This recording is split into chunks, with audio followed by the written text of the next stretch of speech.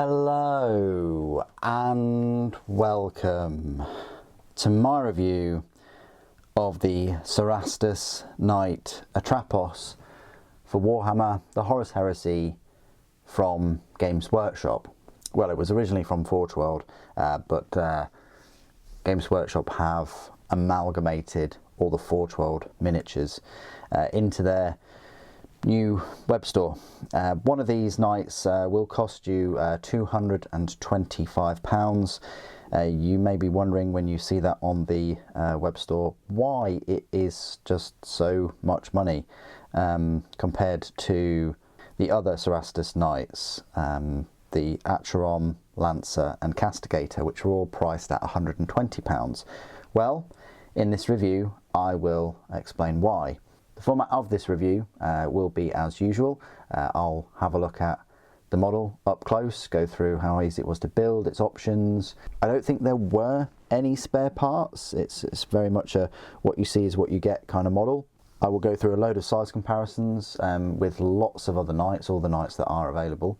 Then I'll go through all of the Atrapos' rules found in the Horus Heresy Liber Mechanicum rulebook. Before we look at the model up close, I just wanted to say that I'm not quite sure why I did not review this when I first picked it up. Again, I don't even think that I picked this knight up in May of last year when I unboxed it. I think one of the reasons why I didn't review it is May last year, May-June time. That was about the time that, you know, Horus Heresy was released in 2022. So probably that got in the way, and then there was rumours of the Liber Mechanicum, you know, Forces of the Omnissiah Army book coming out, and then another reason was I think I had a night month, or tried to do a night month last year, and it was scuppered because I recorded lots of night review videos, probably including this one, and I made about 5 or 6 videos and found out that my microphone wasn't on, which is really obviously embarrassing, and but it's very frustrating because I would have gone through 6-7 hours worth of recording to then find out there was no audio. So yeah, I then didn't go back to those videos and reshoot them until now, in a way. That's why this review has taken so long, I guess, and that's why it's coming now in Night Month, along with you know, the long-awaited Styrics and Megira reviews, as well as the Asterius and others as well. But let's get into the review of this Atrapos. First things first, this is probably my favourite knight out of the 4 Cerastus pattern that they do. I think it's fantastic. I like the weapons, that they're kind of medium to short range weapons. It's a dedicated Mechanicum knight killing knight, really, and it can still do a fair bit of damage to some smaller titans as well, you know, if it's able to get close enough, of course. But it's a dedicated knight hunter killer. So let's have a look at it. It's very different in a way to what we're used to the other Cerastus knights. There are a number of changes on this compared to, you know, the plastic kits and the other resin kits. First of all, the look of it. It's very Mechanicum looking.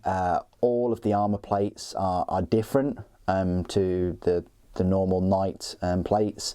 The banner as well is also different. It's got like a square cutout. The armour plates themselves, look, are very Mechanicum. I've got these kind of squares, these kind of brick pattern. You've got armour plates here, which are similar, but they've got seams in the middle. And then you've got this extra armour here on the top of the thighs. You don't get that on the normal Cerastus knights. This armour here is bigger as well and wider. You've also got this chest plate that doesn't have a gap at all. It's kind of abridged by this third plate in the middle, so that's more armoured. The head of the knight is also different. It's got an extra kind of vox thing it's got the 2 lenses, but then it's got an extra couple of lenses there for added optics probably. So it really, you know, means business. The armor plates as well, they cover more of the carapace. You know, they're more hooded, so there's less areas there for, you know, blades or lances or even ranged weaponry to get in to the vulnerable pieces. The shoulder pauldrons, I'd say cover a similar amount. To me, they're just wider. They cover the most amount as possible without kind of encasing this whole joint here, which I'll probably say it's one of the most vulnerable points. Those arm joints and these joints here, there's nothing kind of protecting these, which is a bit sad, but everything else is pretty well protected. You've got the 2 weapons that this is equipped with. It's equipped with a arm-mounted Atrapos phase cutter, which is this thing. Very similar to the las cutter or las impulsor or whatever it is on the normal Questoris Knights, you know, like on Canis Rex.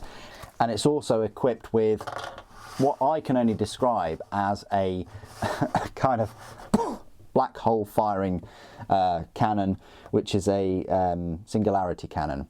So it kind of fires, you know, mini black holes, and you know, both of those weapons are crazy. This is a mainly ranged weapon, kind of fire a black hole, forget about it. And this phase cutter is either a ranged weapon or it's kind of like a up close melee weapon, like a high powered laser beam. Fantastic weapons, well suited to, you know, causing maximum damage to other knights and, as I say, smaller titans. The rest of it is pretty straightforward. Like the back is you know, kind of the same as normal lancers and things. It's got your usual heat sinks and your exhausts. You know, the exhausts are the same. You've probably got some extra detail on the top there for it, but the back and the legs are the same except for the armor plates, and then the weapons are different, and then the whole carapace. This is one of the reasons why I'm not sure you know, Games Workshop will release this in plastic.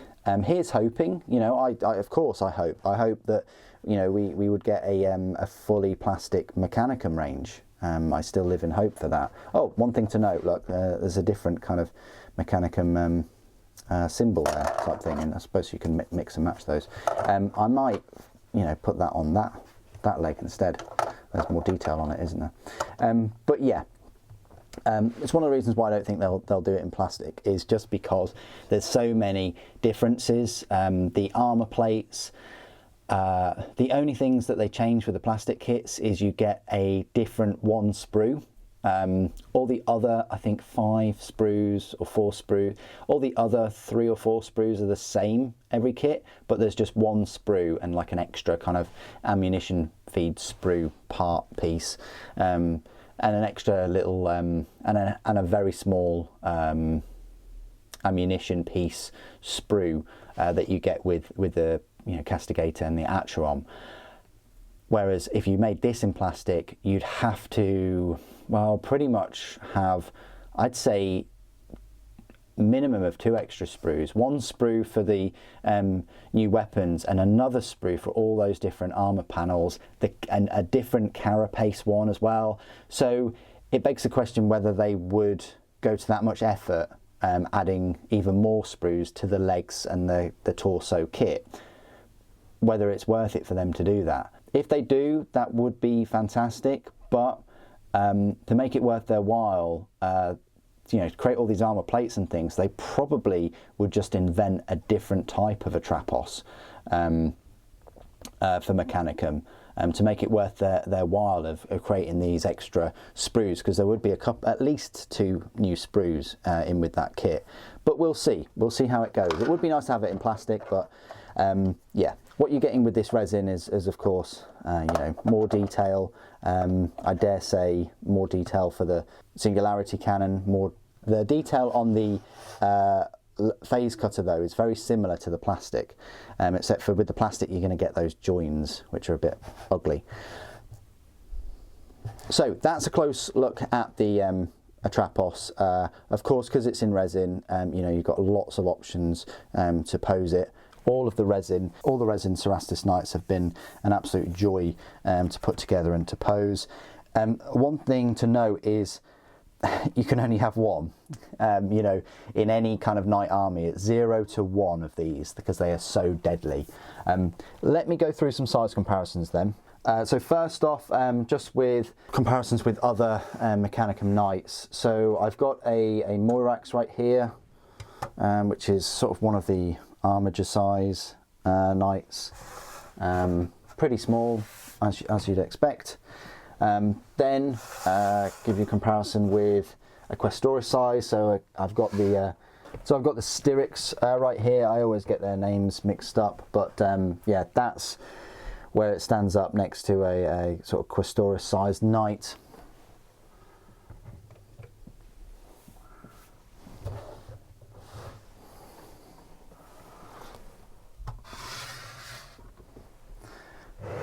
And then compared to the Big Daddy, the Asterius, right here, just gives you an idea of the sense of size of the Asterius next to the Atrapos. Yes, the Atrapos is tall, but the Asterius is taller still, even in that hunched pose.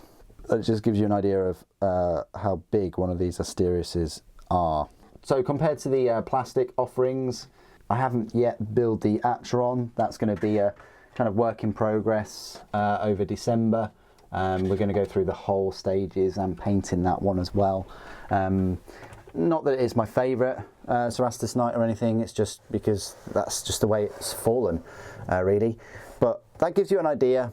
They're all going to be the same size. They're all going to be the same height. You know, if you were thinking about picking up an Atrapos, if you've got Lancers and Castigators and things, then yeah, that's where it sort of measures up. Just a quick comparison with the Porphyrion. Yes, the Porphyrion looks a little bit taller than the Asterius, but that is mainly due to the pose that I've put the legs. This is way more upright. The Asterius is kind of walking forward a bit crouched, so that's why it seemed a bit shorter. But this is the biggest knight that you can get, that's piloted by one crew member before you get into you know, the Titans and things. Let me show you the Atrapos compared to you know, some Titans. Okay, here we have the Atrapos next to two Warhound Titans. As you can see, it is you know, almost the same height really as these two Warhounds. It is only slightly slower than them as well. You know, it's got a movement speed of 14 inches compared to the Warhound's 15 inches, which is considered very fast, you know, for a Titan. In fact, it even has the fast unit type. The Warhound Titans used to have a special rule, I think, called flank speed, where they could, you know, instead of firing, actually advance, kind of like move again, where they could do that. I think they could move an extra 9 inches, might have been a bit more, but yeah, so you could move them pretty much like 24 inches, which was just crazy if you think about it. You know, to get into range or flanking maneuver, or to get into flanking position of other Titans, and it sort of made sense. But I can't really see that in the profile anymore. But anyway, this is about the Atrapos, and I just thought I would mention that you know, these Atraposes are only 1 inch slower than these very fast Warhounds. And the Atrapos also has flank speed, the same as the other Cerastus sized knights. I will of course be reviewing the Titans, you know, the Warlord, the Nemesis, the Warhounds, the Reaver, in upcoming review videos. Okay, you've reached my part of the review where I will go through all of the rules for this Knight Atrapos. You'll find the rules for the Atrapos for Horus Heresy in the Liber Mechanicum army book. It is a Lord of War choice, and it will cost you 500 points. Super, how does that compare to other knights? Well, let me tell you, it is actually the most expensive Cerastus sized knight. By a bit of a margin. The Lancer is 100 points cheaper at 400. The Castigator is cheaper still at 380, but the Atron is the second most expensive at 415. So prepare to pay a premium, not only in actual money, but in points as well for this knight. As I say, one of the downsides or upsides is you can only have one in any army. It does say 0 to 1 because they are so horrific. Let me go through the stat line then. So as I've mentioned earlier, their movement speed is 14 inches, weapon skill and ballistic skill both 4, strength 9, front armour is 13, side and rear are both 12, initiative 4, 4 attacks, hull points 8. How does that compare to the other Cerastus knights? Well, I'll tell you right now, the only difference is that it has 1 extra hull point. Okay, you know, it would have been nice to have something else, but yeah, it's just got that. It's war gear. It has an arm-mounted Atrapos phase cutter and an arm-mounted singularity cannon and an iron shield. So yeah, the iron shield will work the same as the other Cerastus knights, whereby you get a 4+ invulnerable save against shooting attacks, against the front armor value, and 5+ against shooting attacks from the side armor. So you won't get any invulnerable save from the rear. It's important to note, but it's nice to get 4+ from the front. Special rules: catastrophic destruction, flank speed, macro extinction targeting protocols, and night vision. So that may raise a few flags in your brain that yes, it means it has unit specific special rules, 3 extra compared to a normal Cerastus knight, which only has flank speed. You know, as well on top of flank speed, you know, this Atrapos has that catastrophic destruction, which means when destroyed, a model with a special rule resolves catastrophic damage at AP2, so it's really worth getting it in close against some Terminators. The macro extinction targeting protocols, I think, are specific just for the Knight Atrapos, but basically when you're making shooting attacks against targets with a super heavy vehicle, Knight or Titan unit types, or the monstrous subtype, a model with this special rule counts all of its ranged weapons as twin linked. That's ridiculous. Basically having twin linked black hole maker or twin linked phase cutter, it's brilliant. It really is a fantastic rule specific for this Atrapos, and of course it also takes night vision with it, which the other knights do not have. Let's go through its weapons though, because other than the extinction targeting protocols, this is the reason why you'll pick the Atrapos up. So let's start off with the Atrapos phase cutter. The Atrapos phase cutter, it has 2 profiles. It is it's classified as like a cutting tool. It is a range of 12 inches, so pretty short range. Strength is 10, AP2, and it's an Ordnance 1 weapon. Very nice. It's different to the Las Impulsor, which is a heavy 2 Sunder instant death. Its melee weapon though, when you use it as a melee weapon, its strength is still 10, but its AP improves to 1. It's melee, cumbersome, armor bane, and instant death. So fantastic. You know, you've got a strength 10 weapon there with instant death. As I mentioned before, it does only have the 4 attacks though, but if you're using it as a ranged weapon, you are having that as twin linked. The other weapon is probably more scary. It is a graviton weapon, and it's probably the furthest range gravity cannon that I can think of, other than maybe have they got a couple on some knights? I can't remember. Maybe have they got a couple on some titans? But anyway, this singularity cannon at the moment in the rules is the furthest and most damaging. It is a range of 36 inches. It's a strength of 8, AP2, so that's not too bad. Remember, it's going to be twin linked. It's a heavy 1, large blast 5 inches. So that's a decent blast marker there, and it is AP2. It's haywire, concussive, and graviton singularity. Again, another cheeky little rule that you might not have come across. Graviton Singularity. This is the only weapon that has Graviton Singularity, by my reckoning. Before firing a weapon with this special rule, roll a d6. On a 1, the firing unit suffers a single wound against which no saves or damage mitigation rolls may be made. So that sucks. You know, you get a 1 before firing it, you know, you lose that 1 whole point. A model with the vehicle unit type instead, a model with the vehicle unit type instead suffers 1 hull point. Okay, that makes sense. Against which no saves or damage mitigation rolls may be made. But on a 2 to 5, the weapon fires normally. That's fine. On a result of a 6, the attack is carried out with the Vortex special rule. Wow. So of course twin linked helps with that, but the fact that you you know, roll a 6 with it, then you're getting the Vortex special rule. And of course, Vortex has you know, multiple paragraphs of the special rule. Basically, once an attack with this special rule has been fully resolved, any blast markers placed as part of that attack, remember this has got a 5-inch blast marker, are not removed from play and instead are left in place for the remainder of the battle. Such a blast marker is then referred to as the Vortex marker. The area under a Vortex marker is treated as area terrain for the remainder of the battle and applies the following effects to all models that enter its boundaries.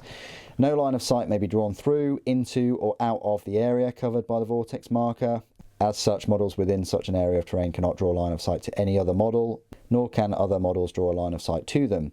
Any models that enter the boundary of this area of terrain or begin the movement phase of the model's controlling player within its boundaries immediately suffer 1 Strength 10 AP 1 hit and the instant death and armor bane melee special rules. If the model has a vehicle unit type and suffers a penetrating hit due to the effect, then it adds a modifier of 3+ to that roll of vehicle damage. Wow. This area of terrain does not confer a cover save, and no model within its boundary may use a cover save granted by any other rule or effect. So that is horrific. You know, you get that 6 to hit, and you're going to be dropping a 5-inch blast marker that is really going to mess up your opponent's movement, line of sight. Any models that enter it are going to immediately get hit by that strength 10. It can really mess things up. On top of it having the it being, you know, haywire and the strength 8 AP2 and the strength 8 AP2. So fantastic weapon. One of the scariest weapons in the game that can just fire these you know, black holes pretty much. It's the main reason why you'd pick it up. You know, the phase cutter is all right. It can do some damage, but again, as always, you know, this is, I mean, it's got an effective range there of 40 inches. So, you know, try and fire as many las cannons at one of these things. Bigger guns as well. Like, you know, if you're using a Titan, fire your turbo lasers at it, your plasma. If you're using a Reaver, fire your laser blasters. I mean, you know, this is going to be kind of vulnerable to like long to extreme range. You could go into close combat with it if you've knocked down a few of those hull points, or if it's knocked down its own hull points, because it doesn't have that invulnerable save in melee, so it's a bit weak to that. But it does have those 4 attacks with the phase cutter, so that might do a fair bit of damage back. Definitely, you know, a Lancer getting up close and poking this, or even an Acheron with its Reaper Chainclave, both of them together to take it down, or a couple of Questoris Knights maybe. But yeah, you really want to deal with this as quick as possible, because, you know, it firing off those black holes and just causing havoc to your armor, titans, monstrous creatures. You really want to deal with this thing as quickly as possible. The other knights, yeah, from range, not so much. You've got a bit more time with those other knights. And that's it. That's all I wanted to say about the Atrapos. I think it's fantastic. Really, really lovely mini. I think I paid £214 for it last year. So, what, £11 cheaper than it is now. If you're on the fence, I mean, I don't have a Mechanicum army, but I have a lot of knights. So if you also have a lot of knights, especially like 2 or 3 of the new plastic ones, this might be a good knight to pick up to join them. If you're purely knight, but if you have a Mechanicum army as well, or you're thinking about one, that's even more of a reason to pick this one up. What do you guys think of the Atrapos? Please do put your thoughts and opinions down in the comments below. It'd be great to hear from you. Thank you for joining me today. Thank you for watching. The Emperor Protects.